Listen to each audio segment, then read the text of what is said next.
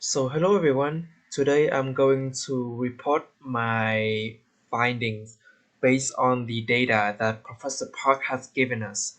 So my presentation is on the antecedents and consequences of perceived benefits from interaction with chatbot service on wealth management application. My presentation is going to be divided into 5 sections. First is the introduction. Second is the hypothesis development and conceptual framework. Third is the methodology. Fourth is the results of analysis. And fifth is the reference. The last decade, advances in mobile communication technology have changed the way people communicate and how they consume goods and services. To catch up with the application economy, many industries have decided to invest in mobile platforms, and those in the financial management industry are no exceptions. In addition, with the help of artificial intelligence, fintech products have begun to adopt chatbots to increase virtual interaction with their customers. As the result, this report aims to investigate the potential antecedents and consequences of perceived benefits from interacting with chatbot services on wealth management application. So the next section is on hypothesis development and conceptual framework. Based on the previous literature, I propose the following hypothesis. First, fear of the COVID-19 pandemic will have a positive impact on familiarity with the chatbot services. Secondly, as customers became more familiar with chatbot services, they will think that interaction with chatbot services will bring them more benefits. Third hypothesis is that prior experience or familiarity with chatbot services will mediate the positive relationship between fear and perceived benefits. Next, I propose that the perceived benefits of interacting with chatbot services will have a positive influence on both the utilitarian motivation and hedonic motivation in using the wealth management application. In addition, utilitarian motivation and hedonic motivation will have a positive impact on the attitude of using the application.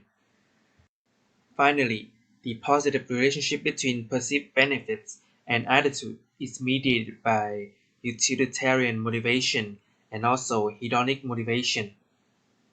So, as a summary to all the hypotheses above, I propose this conceptual model. The next section is on methodology. First, I'm going to discuss about data collection and survey design. The data was collected using an online survey on Amazon MTurk. The survey was consist of 3 sections. First, participants were instructed on how to complete the survey and were provided with an example of the application and also the definition of the chatbot service. Second, participants were asked to answer questions about the constructs. Finally, demographic information was collected. About the measurement instruments, most of the constructs were measured with a 5-point Likert type scale. Familiarity was measured on a 5-point scale, ranging from definitely not to definitely yes. Fear was measured on a 7-point scale, and all items with negative wording were reverse coded for further analysis. Next, I'm going to report my findings. Overall, a total of 377 valid samples were collected. The majority of participants were male, and most of them were over the age of 30. Next, I'm going to report my findings. Overall, a total of 377 valid samples were collected. The majority of participants were male, and more than 66% of them are over the age of 30. More than half of the participants held a bachelor degree or higher, and the majority of them earn about 10 to 50,000 US dollar per year. Finally, more than two-thirds of the participants have a full-time job. About the measurement model, because the instruments were predetermined by the survey designer, it is assumed that these instruments were developed based on theoretical ground. Therefore, this report used a CFA to examine the measurement model. All procedures were conducted using SPS. This table shows the rotated component matrix for all the measurement items. All items with loading less than 0.65 and cross-loading greater than 0.35 were deleted. As we can see here, the values for compact alphas and composite reliabilities of all constructs were greater than 0.7, which indicate internal consistency reliability. Because all factor loadings exceed 0.65 and all the average variance extract were above 0.5, therefore convergent validity has been established.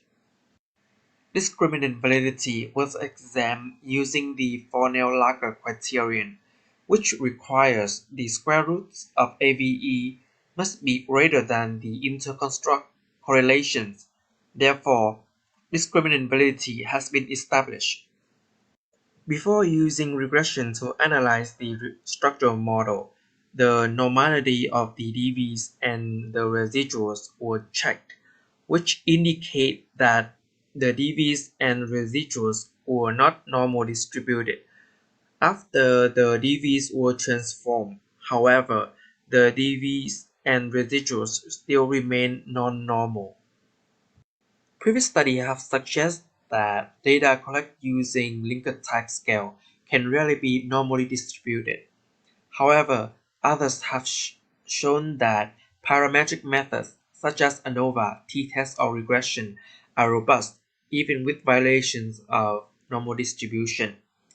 A recent study have suggested that, except for data with extremely small sample size, linked types data can still use parametric testing method regardless of the empirical distribution. Based on the reasonings above, this report will use the original measurements in further analysis. To test for mediation effect, this report examines the indirect effect of the IV on the DV through the mediator, and that 0 should not fall into the 95% confidence intervals for the population value of the indirect effect. The test for mediation was conducted using the process macro in SPSS. As we can see on this table, since hypotheses 1, 2, 3 were supported, familiarity with chatbots mediates the relationship between fear of COVID-19 and perceived benefits of interacting with chatbots. Since hypotheses 4A and 4B were supported, perceived benefits of interacting with chatbot positively influence both utilitarian and hedonic motivation on using wealth management application. Since hypothesis 5A was not significant, so there's no need to test the mediation effect of utilitarian motivation on the relationship between benefits and attitude in hypothesis 6A. However, since hypothesis 5B and 6B were both supported, hedonic motivation seems to mediate the relationship between benefits of interacting with chatbots and attitude of adopting the application. This is the end of my presentation. Thank you for your listening.